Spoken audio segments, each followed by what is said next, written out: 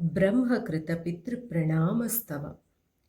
नमः पित्रे जन्मदात्रे सर्वदेवमयाय च सुखदाय प्रसन्नाय सुप्रीताय महात्मने सर्वयज्ञस्वरूपाय स्वर्गाय परमेष्ठिने सर्वतीर्थावलोकाय करुणासागराय च नमः सदा सुतोषाय शिवरूपाय ते नमः सदा पराधक्षमिणे सुखाय सुखदाय च दुर्लभं मानुषमिदं येन लब्धं मया वपुः संभावनीयं धर्मार्थे तस्मै पित्रे नमो नमः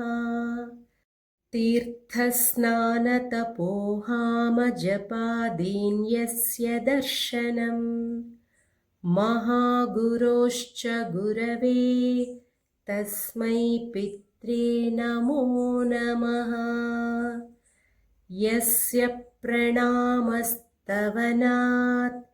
कोटिशः पितृतर्पणम् अश्वमेधशतैस्तुल्यं तस्मै पित्रे నమో నమః.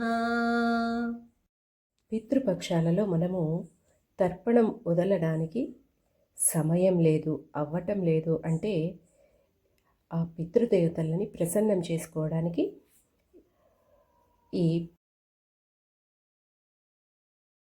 బ్రహ్మగారే స్వయంగా చెప్పిన పితృ ప్రణామస్తవాన్ని మనము రోజు చదువుకోవచ్చండి.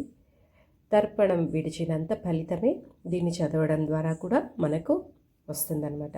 చాలా చిన్నది, 6 శ్లోకాలతో ఉంటుంది. ఇక మనము ఈ మహాలయ అమావాస్య పితృపక్షాలు వీటి గురించి చూసామంటే ఈ 15 రోజులనే ఎందుకు పితృపక్షాలు అని చూసామంటే దీని వెనక ఒక కథ ఉంది. కర్ణుడు, దాన వీర శూర కర్ణుడు అంటాం కదండి. ఎందుకు? ఆయన దాన ధర్మాలు చేయడంలో ఎంతో ప్రసిద్ధిగాంచినవాడు. ఆయన మరణించిన తర్వాత యమధర్మరాజు దగ్గరికి వచ్చినప్పుడు ఆయన చుట్టూ బంగారు వస్త్రాలు, నగలు, మణిలు, మాణిక్యాలు ఇవే ఉన్నాయి. కానీ తినడానికి పచ్చి మంచినీళ్ళు కానీ భోజనం కానీ లేదట. ఎందుకు ఇలా అని ఆయన ప్రశ్నిస్తే యమధర్మరాజు అంటాడట, మీరు భూలోకంలో ఉన్నప్పుడు వీటిని మాత్రమే దానం చేశారు, మీరెప్పుడు అన్నాన్ని నీటిని దానం చేయలేదు, అందుకే మీకు ఇవి మాత్రమే ఇక్కడ కూడా దొరుకుతాయి అన్నారట. మరి ఇలా ఎందుకు జరిగింది అని చూస్తే కురుక్షేత్ర సంగ్రామం అయిన తర్వాత ధర్మరాజు ధృతరాష్ట్రుడు అందరికీ ధర్మోదకం చేశారు. కానీ కర్ణుడి పేరు చెప్పినప్పుడు ధృతరాష్ట్రుడు ఆయన నావాడు కాదు అన్నారట. ధర్మరాజు ఆయన నావాడు కాదు అని ఎవ్వరూ ఆయనకి ధర్మోదకాన్ని వదలలేదు. కానీ ఆయన చేసిన దాన ధర్మాల వల్ల ఎంతో పుణ్యాన్ని సంపాదించుకున్నాడు. అందుకే యమధర్మరాజు ఆయనకి 15 రోజులు కాలాన్ని ఇచ్చి నీవు మళ్ళీ భూమిపైకి వెళ్ళి దాన ధర్మాలు ఏవి అన్నాన్ని నీటిని ఇలాంటి వాటిని దాన ధర్మాలు చేసి రమ్మని పంపిస్తాడు.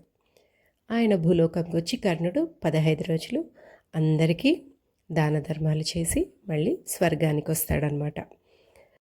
అప్పుడు కర్ణుడు యమధర్మరాజుని అడుగుతాడు, ఇలా నాలాగా బాధపడేవారు ఎంతమందో ఉంటారు కాబట్టి అలాంటి వారందరూ ఎలాగైతే మీరు నాకు 15 రోజులు ఇచ్చారో అలాంటి 15 రోజులు అలాంటి వారి అందరికీ ఆ రోజుల్లో చేసే దాన ధర్మాల వల్ల వచ్చే పుణ్యం ఆ వాళ్ళ పితృదేవతలకి చెందాలని అడుగుతాడు.